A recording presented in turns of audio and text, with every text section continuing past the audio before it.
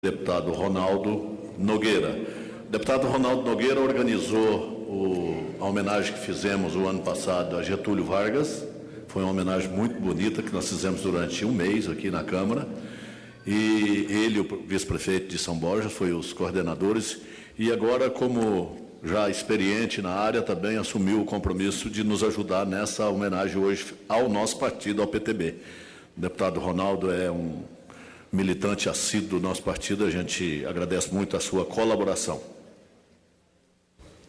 Quero cumprimentar de uma forma muito especial o deputado Juvair Arantes, líder da bancada do PTB, e que designou a mim e mais ao deputado Antônio Brito, para que, juntamente com a nossa presidente do PTB, Cristiane Brasil, nós pudéssemos organizar esta exposição.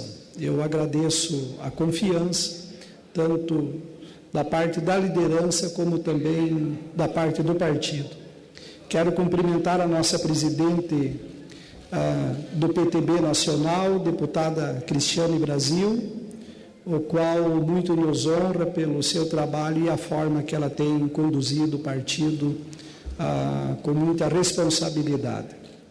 E no momento em que eu saúdo também meu colega gaúcho, vice-prefeito do município de São Borja, cidade que é o berço dos presidentes trabalhistas, vice-prefeito Jefferson, estou cumprimentando a todos os demais integrantes da mesa.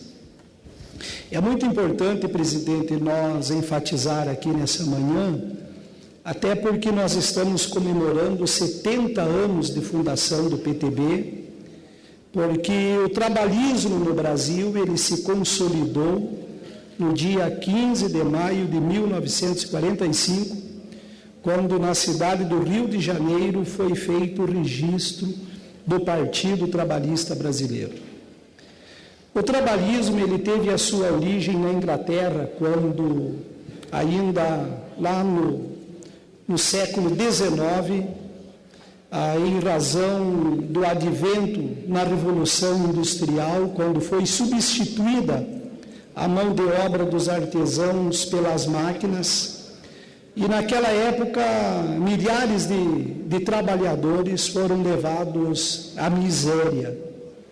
Os trabalhadores inconformados começaram a se organizarem através de associações. Foi a partir daí que surgiram os sindicatos, e os trabalhadores então começaram a reivindicar direitos, seus direitos políticos, direitos econômicos.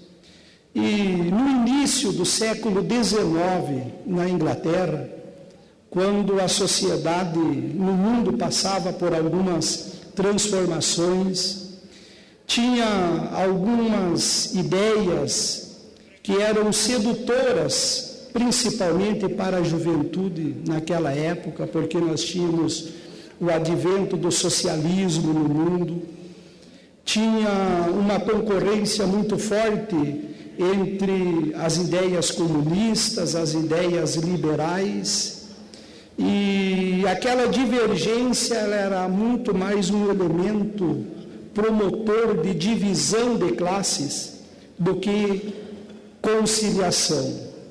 Foi a partir daí que surgiu o trabalhismo. Tanto o trabalhismo na Inglaterra, o trabalhismo no mundo, que vem com uma ideia conciliadora, para atender aquele cidadão, aquelas pessoas que não queriam o comunismo, também não queriam o liberalismo pleno, mas tinha um perfil estritamente muito mais nacionalista, muito mais conciliador. Então o trabalhismo foi a ideologia que contemplou essas pessoas. Na implementação do Estado Novo no Brasil, a partir de 1930, o Brasil ele começa a sofrer um impacto dessas transformações no mundo. E em 1937 até 1945, sob o governo de Getúlio Vargas, ele era discípulo de Júlio de Castilhos, os métodos adotados para governar o Brasil na época, eles eram inspirados no positivismo, no castilismo. Esse era o perfil de Getúlio Vargas. E esta foi a resposta, então, para aqueles brasileiros que não queriam comunismo e não queriam liberalismo, mas precisavam, então, de uma doutrina conciliadora, uma doutrina intermediária, uma esquerda mais moderada. E o ideário trabalhista que foi pregado na época por Alberto Pasqualini, Santiago Dantas e outros trabalhistas que inspiraram o trabalhismo com base na doutrina da social-democracia cristã, a social-democracia da Igreja, que pretendia, através daquela doutrina, dar ao capital a sua liberdade de atuação, mas, porém, com um perfil mais solidário.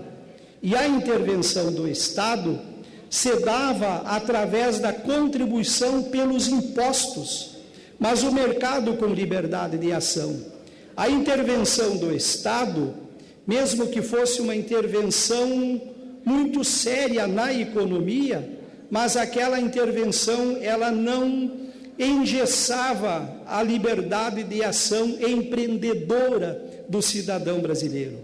E foi por isso que no governo de Getúlio Vargas,